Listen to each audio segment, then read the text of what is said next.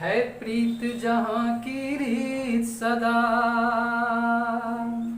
है प्रीत जहाँ की रीत सदा, मैं गीत वहीं के गाता हूँ। भारत का रहने वाला हूँ, भारत की बात सुनाता हूँ। है प्रीत जहाँ की रीत सदा। हो हो हो हो हो।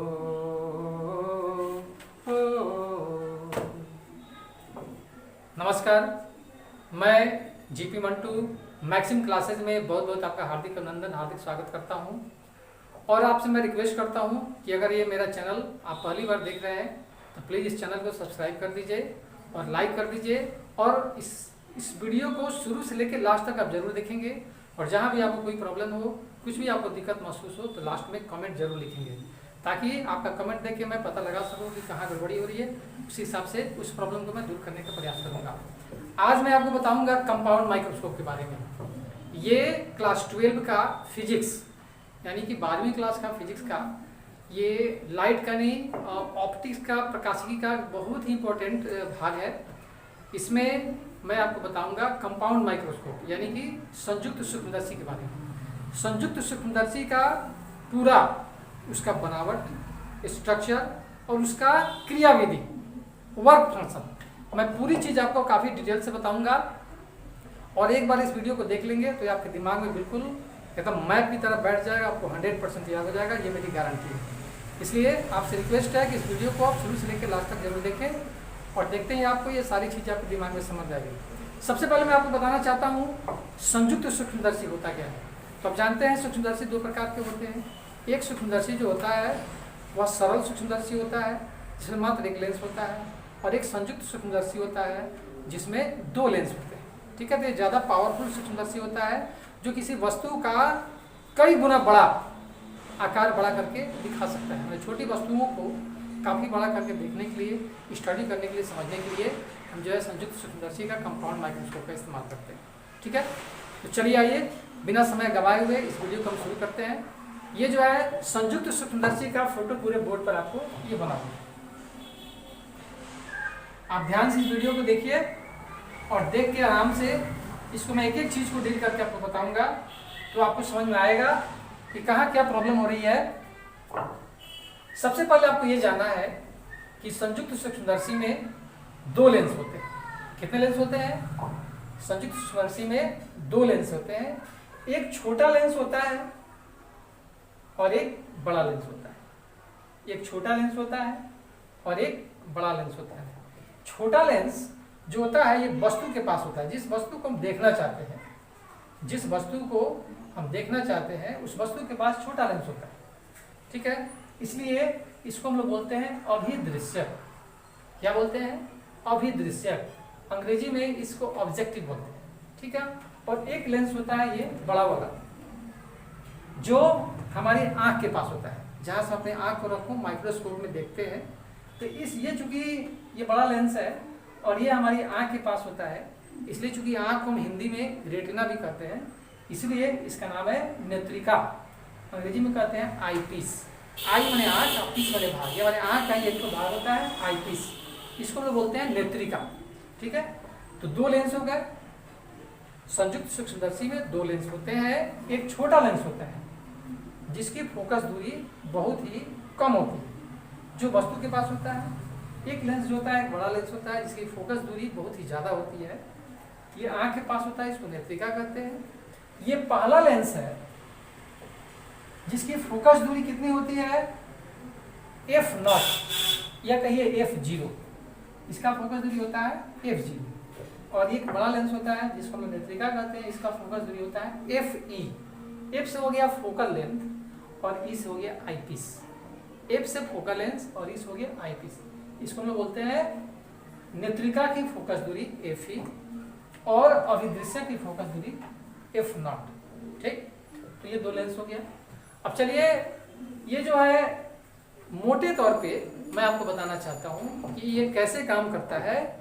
ये जो है आप देख सकते हैं, ये छोटा लेंस है। ठीक है, छोटा लेंस के सामने, मैं बाद में बहुत विस्तार से बताऊंगा, ये छोटा लेंस है। छोटा लेंस के सामने एक वस्तु यहाँ पर देख रहे हैं ए बी, जिसकी हाइट कितनी है h है। एक वस्तु है ए बी जिसकी हाइट कितनी है h है, ठीक है।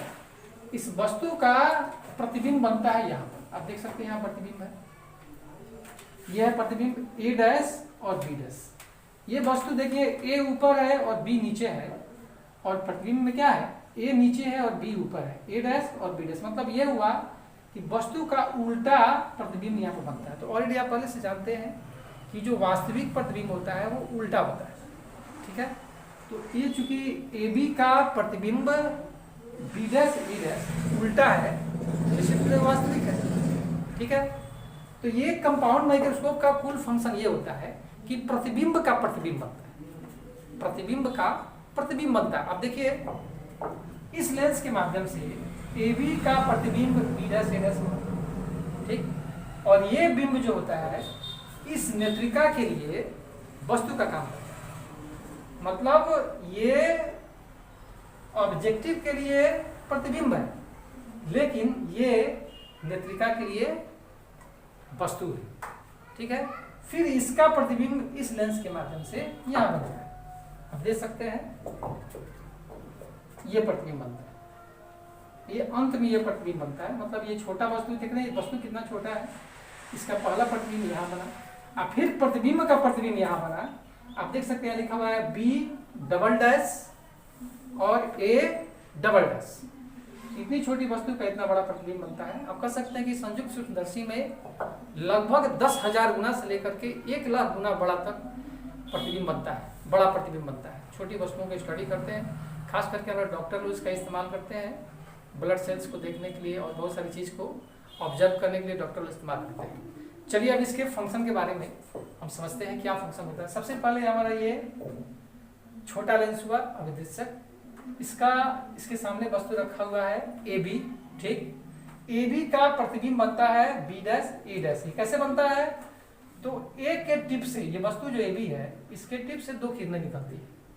एक किरण ये निकल रही है, देखने में हाथ को देखिए गौर से, एक किरण निकल रही है जो लेंस के ऑप्टिकल सेंटर, यहाँ पर देख सकते हैं लेंस के ऑप्टिकल सेंटर ओ, लेंस का ऑप्टिकल सेंटर ओ से गुजरती है।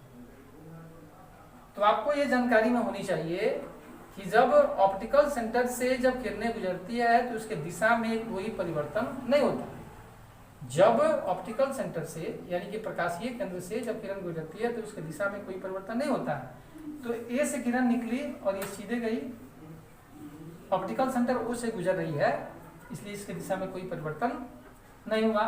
दूसरी किरण यहाँ से देख रहा है ए से पी तक आती है, ए से इस बिंदु तक आती है, और यहाँ से क्या होता है कि इसका अपवर्तन हो जाता है, ये इसकी दिशा मुड़ जाती है और दोनों किरणें जो है ए डैश बिंदु पर प्रतिच्छेद करती है। दोनों किरणें ए डैश बिंदु पर प्रतिच्छेद करती है और ए डैश से जब हम लंब डाल देते हैं इस अक्ष पर तो हमारा ये प्रतिबिंब प्राप्त होता है बी डैश और ए डैश, बी डैश और ए डैश। कह सकते हैं कि ए बी का वास्तविक और उल्टा और बड़ा प्रतिबिंब बी डैश और ए डैश प्राप्त होता है। अब इस टॉपिक के हम अगले भाग में चलते हैं। अब ये जो वस्तु बनती है, प्रतिबिंब जो बनता है, ये इस लेंस के लिए मतलब नेत्रिका के लिए वस्तु का काम करता है। अब यहां से भी ये जो है प्रतिबिंब है, इसका प्रतिबिंब है, अब ये इसके लिए वस्तु है। अब यहां से क्या होता है कि दो किरणें निकलती है। एक किरण देख रहे हैं आप, जा रहा है यहां से और इसके ऑप्टिकल सेंटर यहाँ हो गया, बीच में जो हिस्सा होता है इसको हम लोग ऑप्टिकल सेंटर बोलते हैं। तो ये किरणें यहाँ से जा रही है और ऑप्टिकल सेंटर से गुजरेगी तो आपको ऑलरेडी मालूम है कि उसकी दिशा में कोई परिवर्तन नहीं होगा। तो देख रहे हैं सीधे चली जा रही है।